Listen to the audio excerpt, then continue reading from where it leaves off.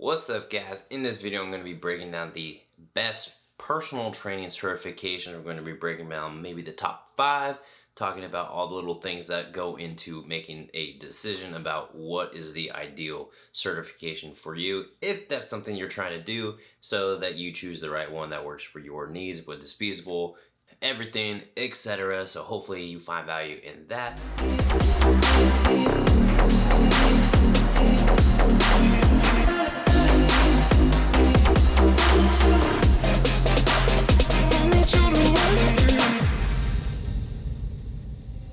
You can say hello, but I don't need you to like. What's up, guys? Welcome to your friendly YouTube channel with all of your exercise science needs, your reaction video wants, and of course some exercise tutorials, because why the hell not? But we're also going to throw in another kind of aspect to this whole entire channel. So essentially, I've made a pretty good successful living as far as being a personal trainer and that whole entire side. So a lot of it is, all right, how do you become a personal trainer? How do you monetize? How do you actually get the most out of it? Picking the right certifications, whether you are working in the right environments, whether you are learning the right material, and then obviously the implementation part, the business side of it. That's huge. Like, how do you make sales? How do you catalog workouts? How do you do all of those stuff? So I'm going to throw in another aspect of this, another series of which we're going to go through all of that stuff as far as how to be a trainer and how to be a successful trainer. So, oh yeah. So if that is some stuff you might be interested in, please hit the like button, subscribe, let your friends know about me, and of course, stay tuned for more. All right, guys, so first I just want to break down what my certifications are, what my credentials are, so that way it will kind of help you give an idea exactly what I have and how I've used them to my advantage. Obviously, it's just a piece of paper technically, so we're going to explain why it's a little bit more and exactly why it's important for whatever you're trying to do with your field. First off, I obviously have my degree in exercise sports science. Obviously, this is going to be huge. I'll probably touch on another video as far as if you should go to college for it, do you need to go to college for it, and if you do, what kind of career options do you have for exercise science and all that kinesiology work. Otherwise, if you're trying to be a trainer, do you actually need it? So that'll be another video. And then I have my certified strength conditioning specialist. This is my specialty. This is the granddaddy. This is the one I've been wanting for like years, ever since I was in undergrad. So I'll break down most of these certifications a little bit more in depth later. But essentially, it's the gold standard when we talk about training certifications, specifically in the athletic training, sports performance setting. So the CSCS is one of my top bad boys. And then I obviously have my CPT, Certified Personal Trainer, with the National Strength Conditioning Association, that obviously kind of tagged along with the CSCS, and that's how I got my foot in the door. And then I have my Performance Enhancement Specialist, which is obviously from NASM, and that was kind of adding on, complementing that CSCS, because a lot of up and coming and definitely more reputable nowadays, especially NBA circles. So PES is definitely a lot more reputable now than it was like a few years ago. So got that on. I mostly just wanted the information. And I'm also a level 1 certified, well, you're not really certified. And I also have my level 1 CrossFit, but we'll keep that on the down low.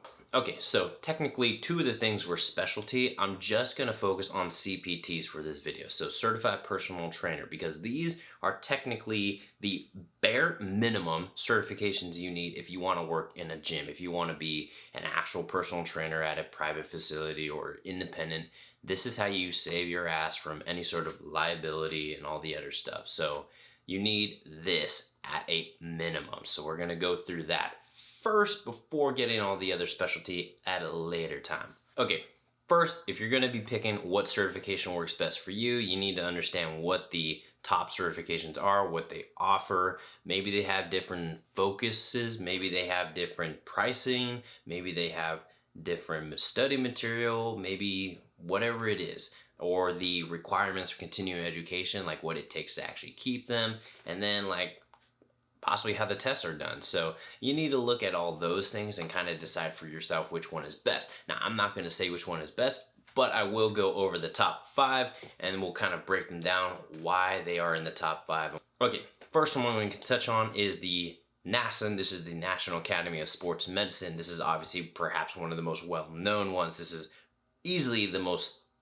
popular one, and they will have approximately 22,000 test attempts a year. So that's a lot of quote unquote certified personal trainers. They only have a passing rate of about 64%. So don't worry, all those people aren't becoming certified and working at gyms, but it is a pretty reputable and popular certification. The other thing that's important about NASM is that it is a NCCA accredited. NCCA is essentially a kind of gold standard when it comes to an accrediting body for certifications like these certified personal trainers. So they prove that they have met the minimum standard as far as being tested on their knowledge and expertise in that given field. And if you're trying to work at a gym, you're most likely going to need a certification that is NCCA accredited. And if not, you probably have no shot at that, but we'll touch on that a little bit later. One of the caveats with NASM is that it is one of the most expensive ones. You're gonna probably rack up about $600, $800 for all the study material, the tests, etc. I will say that they have the most in-depth study material. They have the online modules, the textbook, obviously, and they even had these gym internships that I've actually had people do them under me as well, where they'll do a maybe 8-10 week kind of quote little mini internship with a certified trainer in the field as part of their whole development. So I will say that is a plus side, and that kind of justifies the pricing of NASM, and it is a little bit pricier than some of the other ones, but it does come with all of that. Another couple important things you might want to consider is, what does the test look like? So any of these NCCA accredited certifications is going to be a proctored exam. You're going to have to go to some testing facility and take a proctored test, and this test for NASM is going to have 120 questions, and you will have 120 minutes to do them. I will say, generally speaking, they're pretty simple, straightforward. If you studied, if you read the material, you'll do fine. Obviously, if you have some exercise science background, like a degree or something, or you've just been in the field for a while, you'll be fine. NASM does have a lot more kind of movement science application involved, so it's a little different than some of the other certifications. NASM's main focus is their movement science and their exercise technique, and they do have an OPT model, optimum performance training model, and I will say this is a very, very well thought out model training program. So NASM's certification has a very unique system where they actually provide you a framework of how to go about your training. Some of the other certifications don't do that, but if you are new, NASM, like if I look at someone, if I get a resume from someone and I see that they're NASM certified, but they don't have an experience, I'll give them the benefit of the doubt, because that's at least a good solid framework that they can use, the OPT model. Obviously, over time they learn, they'll get more experience, and they can kind of branch off of it a little bit. But it's a solid framework at first if you're just getting going. As far as continuing education go, you're going to need 20 CEUs every 2 years. So that's technically 20 hours of continuing education. And NASM provide a plethora of continuing education options. So it's not really that hard to actually meet that criteria. Number 2, NSCA, National Strength Conditioning Association. Like I said earlier, this is what I'm certified in, and that's mostly because of that CSCS, but the CPT is also a pretty reputable certification. Now, they're a little different than NASM, and we're gonna go over why. First off, they're still NCCA accredited, so you still have to go take a proctored test and actually pass the test. And the test will have 150 questions, and you'll have 180 minutes to do it, so a little bit more wiggle room. But the passing rate's a little lower than NASM. It has around 58% passing rate, so most people will probably do fine, and most people that get NCCA certified tend to have some sort of background in it, so there is that kind of caveat with it. So it's not going to be as expensive as NASM, but it still is one of the more expensive ones, and it's going to cost anywhere from around, depending if you're already a member with the NSCA, depending on if you're a student, whatever it is, it can be anywhere from $400 to $700 for the entire textbook, the tests, the studies, all that kind of stuff. So study material is not so in-depth as NASM, but the textbook and some online stuff is enough. So I will say when I took the test, I was probably a little over prepared. That was just anxiety, but that's okay. It's not as popular as NASM. So like we said with NASM, it has about 23,000 attempts per year. NSCA only has about 1,500 attempts per year. Obviously not as popular as NASM, but still a very highly reputable organization to get accredited from. I'm gonna look at someone and be like, okay, you know what you're doing. And in order to maintain your certification, you're gonna need 60 CEUs every 3 years. So what I will say about NSCA is that the certification or recertification or maintaining your certification is a little bit more strict than some of the other ones. ACE, NASM, and some of the other certifications, they will give you many opportunities to get continuing education. NSCA is very particular of what they allow to be continuing education. They legit want you to actually go to conferences, clinics, seminars. They want you to publish articles. They want you to do those things. Now, obviously, you can find other means to get continuing education, but that is predominantly what they want from you. They want you actually getting hands-on, practical, continuing education. So not just going to be some random course online, not going to be some random quizzes here and there, even though they do have that. So if you are looking into getting into the strength conditioning field, if you're a little bit more focused on exercise technique or strength focus, obviously the National Strength Conditioning Association makes a little bit more sense. So that is going to be an option if that is the path you are trying to choose. All right, number 3, so ACSM, this is the American College of Sports Medicine. So this is also up there with NSCA. It's been around for decades and very highly reputable organization for as far as any exercise really, as far as setting the standards for exercise prescription. ACSM has been around for a while. And again, they are also NCCA accredited, so you do have to go take a proctored exam and pass the test. And the test is going to be similar as NASM. You get 120 questions and you have 120 minutes to complete it. And they actually have even a worse passing rate than NSCA. They have about 54% passing rate. So a little cringy on that one. They only have a little over 5,000 attempts per year. So it's a little bit more popular than NSCA, but obviously not going to be about the 23,000 that NASM is, but it's still a very highly reputable organization and accrediting body. So your study material and your test is going to cost around $500, give or take. And basically it's pretty straightforward with it. You study it, you take the test. There's not a lot of extra kind of study materials. I mean, you can find them, but it's pretty straightforward. As far as continuing education, to maintain your certification, you're gonna need 45 CEUs every 3 years. So it's right in the smackdown middle between NASM and NSCA. So not too bad with continuing education, but you're bound to find continuing education requirements with any field. So in my experience, their main focus is a little bit more on the educational side, the exercise science educational side of it, and even clinical settings. So for the most part, most of the professors I had in my undergrad were part of the American College of Sports Medicine. So it's a very kind of gold standard when it comes to the education and the exercise kind of science behind everything that we do as far as any sort of physical activity or any sort of exercise prescription goes. So overall, if you go with ACSM, you're going to have a very rounded understanding of how to assess exercise fitness and obviously prescribe exercise fitness for literally anyone and everyone. Obviously, if you want to go into a little bit more clinical setting, like kind of an exercise physiologist kind of role, then ACSM does have those kind of options if you want kind of a specialty certification. So it's a good getting your foot in the door and kind of working towards those things if that's really kind of route you want to go. And we got number 4. This is ACE, American College of Exercise. So this is also one of the more popular ones. And you're going to have about 13,000 attempts. So obviously not on par with NASM, but a lot more than the NSCA and ACSM. So pretty well popular. I'll know people who are certified in AC, but they aren't actually training. They're not actually working. They just hold a certification. So a lot of people who just want a certification will kind of go for this one.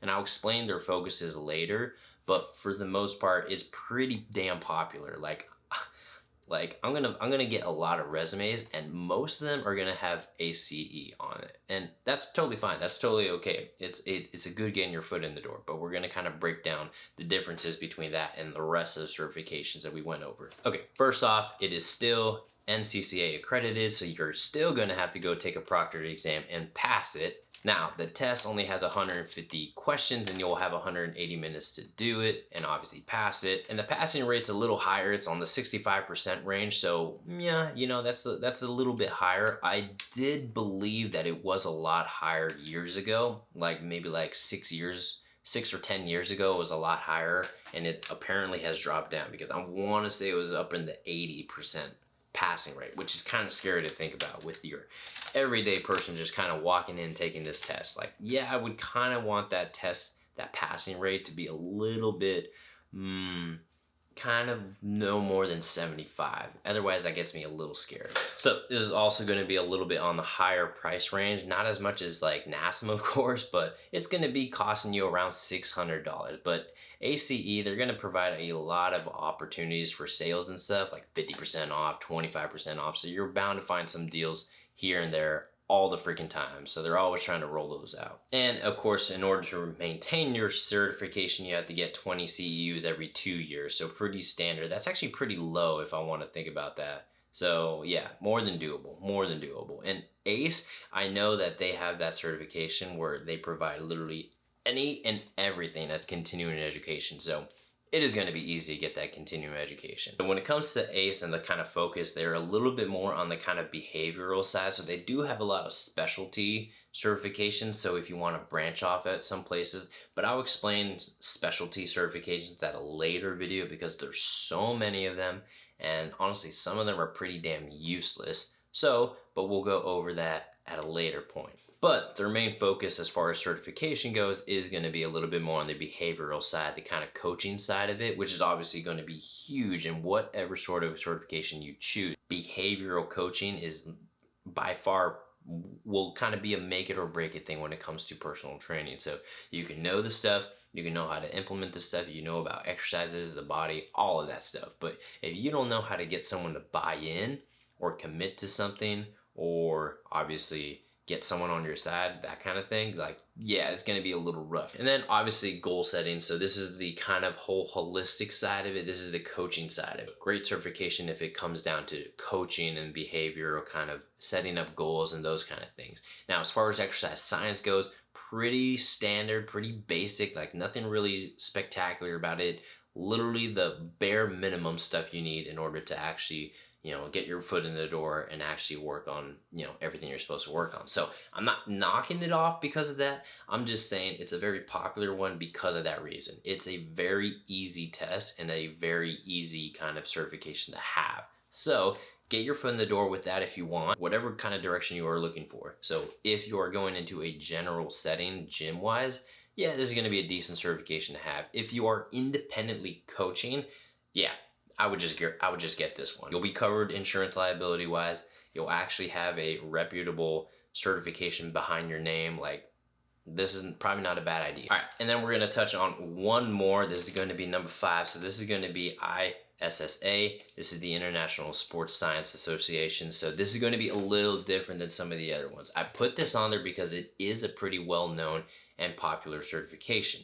So the difference is that it is not NCCA accredited. It is a DEAC accredited body. So what that means is that it is distance learning. For the test, you don't have to go anywhere. This is going to be open book at your place, and the study material is basically at your own pace. So you're just going to go through the work and then you're going to take the test. The test, you will have an unlimited amount of time to do 160 questions. So basically open book, open note, and you can literally spend days on that. Like, so it is not surprising that the passing rate is about 90% because I don't know how you fail an open book test, an untimed open book test. As far as the study materials go, and then obviously the test is going to cost around $500, give or take. And then obviously the continuing education part, you got to keep that in consideration. So even given that, it is still one of the more popular certifications. They'll have over 10,000 attempts per year. So a lot of people are getting this certification.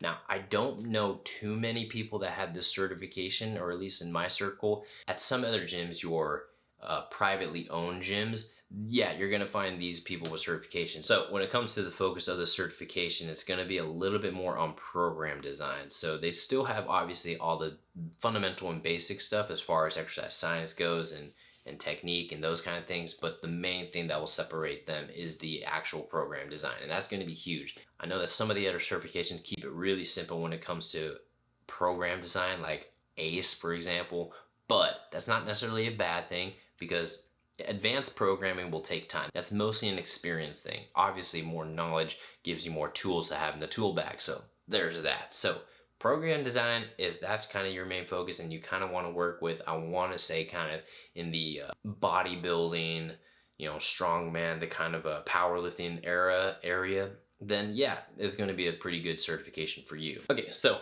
I just listed out 5 certifications. There's obviously a lot more, but that's going to be the top 5 that come to my mind. And most of the time when I look at someone's resume, it's going to be one of those top 5. I might see some other ones, and there's some up and coming ones which I can kind of break down a little bit more specifically, kind of like talk about a specific certification, walk through their website, the whole entire thing. But for the most part, these are the top 5 that you kind of want to look at. Like I said, you got to weigh the trade-offs. Like, all right, how much does it cost? What kind of area of focus do they have? What does the test look like? All of these things do play a role. And for the most part, across the board, you got to be at least 18 years old to take these tests and be CPR certified. So again, this was just breaking down kind of the top 5 personal training certifications that you could possibly look into, what makes them different from the other ones, and obviously one's not better than the other. If anything, they just get your foot in the door, and obviously your charisma, your knowledge, your experience, everything like that is what's going to separate you from other trainers. So you get one of these certifications, whatever is more feasible for you, whatever kind of tickles your fancy as far as the area of focus and what the tests look like and all the other stuff, what organization you want to be a part of, and then you get your foot in the door, and then you can get specialty certifications after that, or you can just kind of increase your knowledge and expand your expertise on your own. For the most part, it's just a minimum standard that you need in order to actually work as a certified personal trainer. Alright guys, so hopefully you enjoyed this video and you like the material that I'm kind of starting to go a little bit more towards. And if you like that, please hit the like button, subscribe button, let your friends know about me. And until next time.